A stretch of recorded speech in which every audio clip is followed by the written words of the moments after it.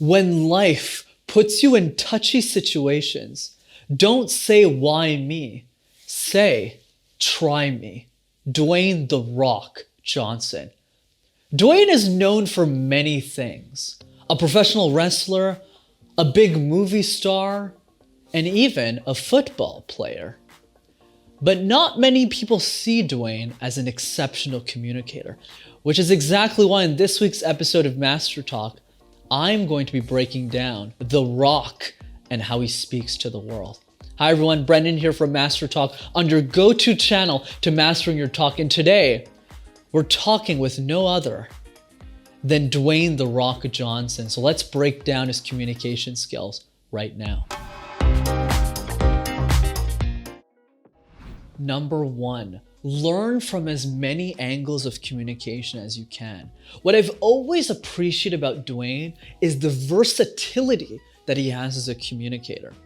He started first as a professional football player where he had to communicate with his teams on how to run, how to win that game.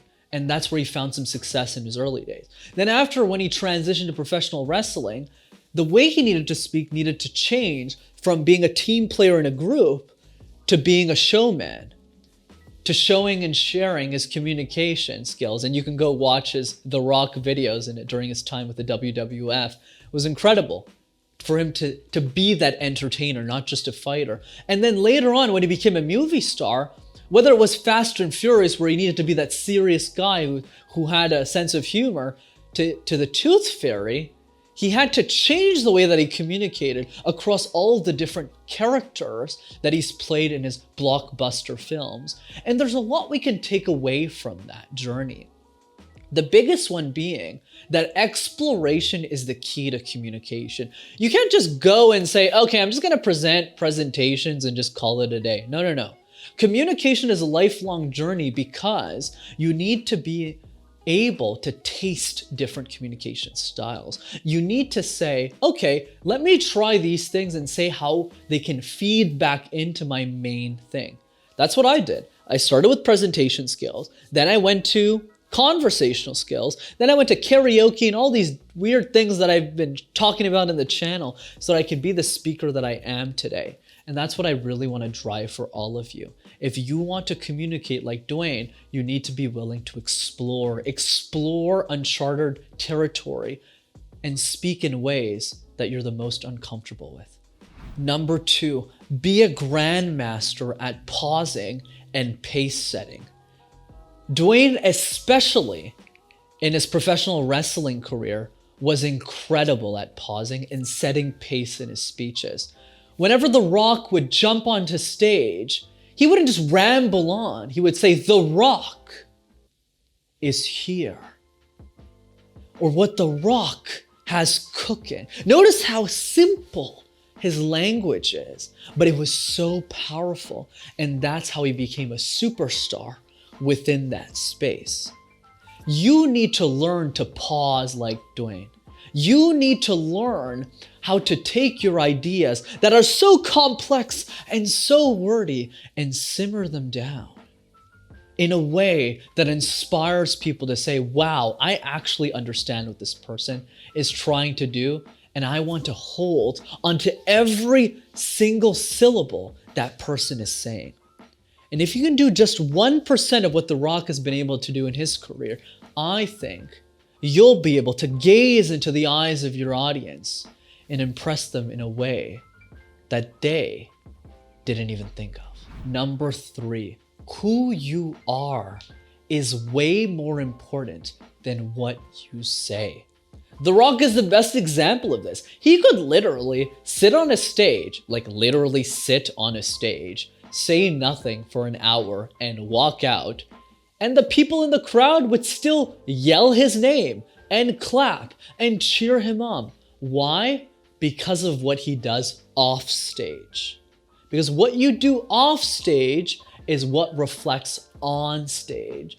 And that's what Mr. Johnson has been incredible at in his career through his amazing accomplishments. You need to start thinking more about how your audience perceives you before you get up on stage. If people already hate you, it's going to be really hard to change that perception.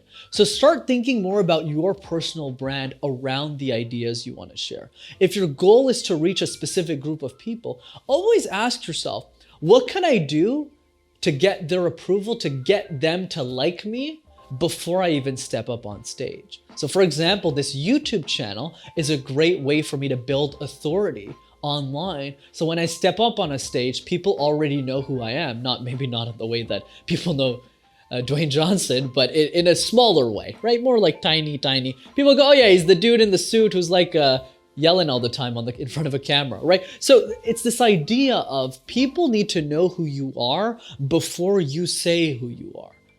And if you can get into that mindset and start thinking more about that offstage experience, I think who you are will shine so much more than what you do, or rather, what you say. When life puts you in touchy situations, don't say why me, say try me. Dwayne is a golden example of what it means to reinvent yourself. People told him he couldn't become a professional wrestler, so he did. People told him that he couldn't be a movie star, so he became the biggest one. People told him that he couldn't start a production company, and look at where he is today. That's the point I want to drive.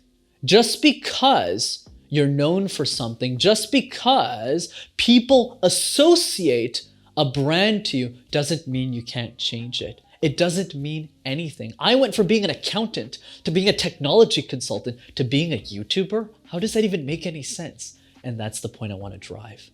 What matters is who you are and the messages that you want to share. So I encourage you all to take that step and share it with the world, because it matters.